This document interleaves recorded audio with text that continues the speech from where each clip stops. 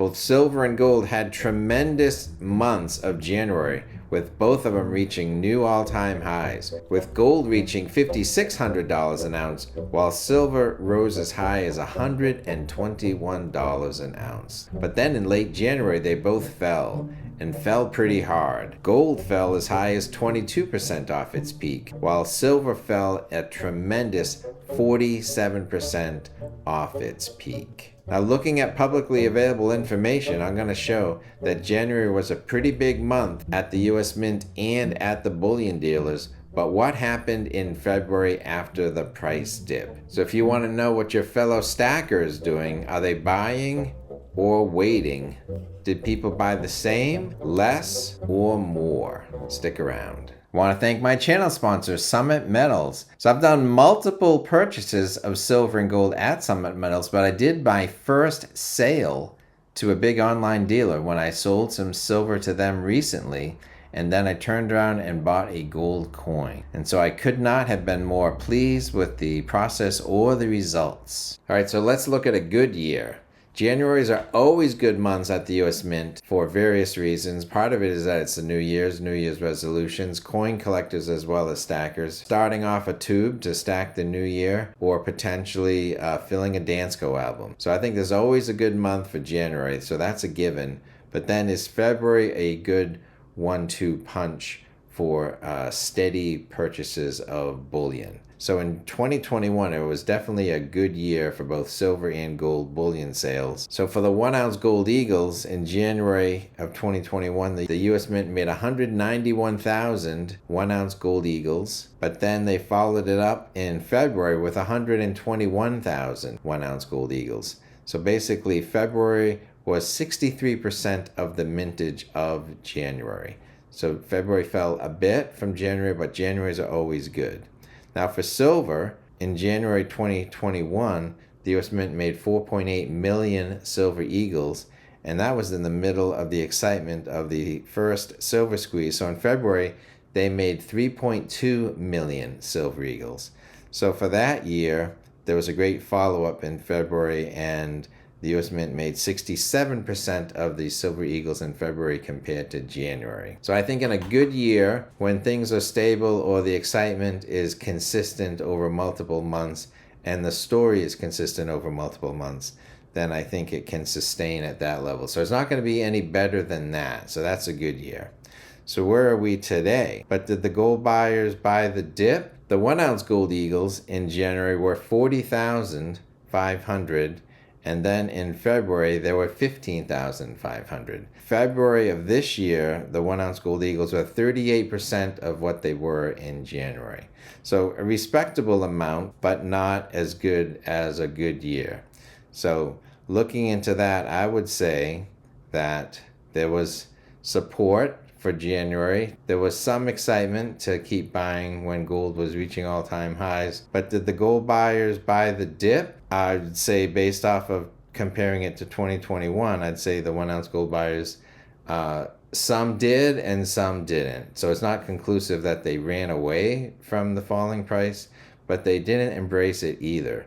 So there's not a pattern of more buying when a dip occurs. If anything, there's a pattern of some cautious buying during the dip. Following that up, let's look at fractional gold. Welcome to Silver Heist. Thank you to our returning subscribers and guests. If you like gold, silver, or coin with a good story, please give this video a thumbs up and subscribe. So the half ounce and quarter ounce are the least made coins at the US Mint for bullion. In January, there were 13,000 half ounce and 24,000 quarter ounce gold.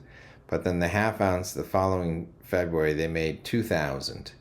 So half ounce gold, they made 15% of the amount of coins in February as it did in January. So that is a tremendous drop. So gold prices are high. The half ounce gold coin has its buyers, but it's not the most popular coin. So the price drop did not bring out the half ounce buyers. If anything, they stayed far away. But let's look at the quarter ounce gold. The quarter ounce gold in January was 24,000 quarter ounce gold eagles, but how many were there in February? 0. So the US Mint made 0% of the quarter ounce gold in February as they did in January. So it's a very logical choice for a quarter ounce gold coin to be the coin of choice if you're looking for a fractional gold with somewhat affordable price and somewhat reasonable premium. With the price dip, there was no support for the quarter ounce gold eagle. So going to silver, silver had 4.8 million silver eagles made in January of this year, compared to a very good year, which was like 4.77 million silver eagles back in 2021. So this was a very good year, very good start for silver eagles, and I would attribute that to the tremendous price increase through December and January. So like I said before, the major bullion dealer Amex said that their silver sales were surging tremendously, that they had flipped it from their company selling 70% of their dollars in gold to now they were selling 70% of their product was silver. So there was definitely enthusiasm for silver and for silver eagles in the month of January. But how did we do in February? Well, the US Mint made 1.7 million silver eagles. So as a percentage, they made 36% of the silver eagles that they made in January. So it didn't fall off a cliff. Falling off a cliff would be more like the half ounce and quarter ounce gold eagles. Kind of held semi-strong,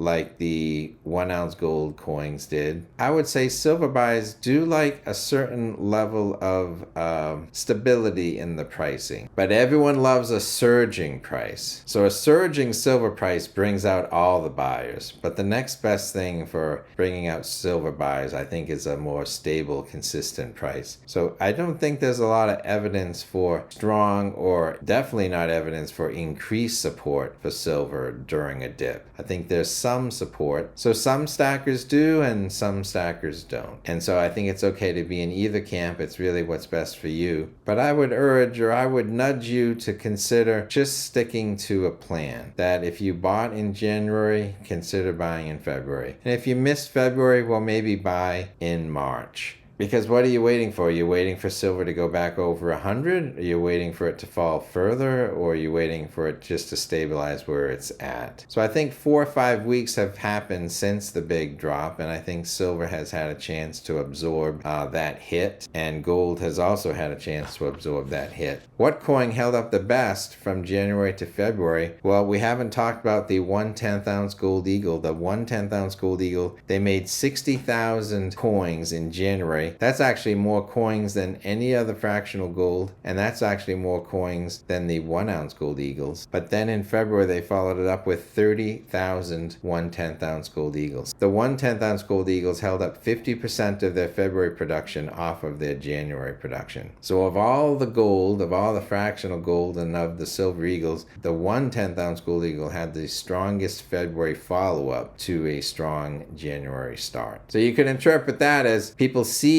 that silver is a bit volatile and they might be taking a wait and see approach. They're seeing that 1 ounce gold is expensive. The volatility of gold compared to silver, it's much more stable, and the 1/10 ounce gold eagle is an affordable way to own some gold. So I would say people who are being choosy with their dollars are choosing the 1/10 ounce gold eagle as a more consistent approach to preserving wealth in the form of ounces. So I made a purchase the other night, and it included 1/10 ounce gold eagles and some silver. So stay tuned for that. Now, back in January, when silver was surging over $100 an ounce, I was looking to sell some silver so that I could buy a 1 ounce gold coin. Please watch our next video if you want to hear the rest of the story.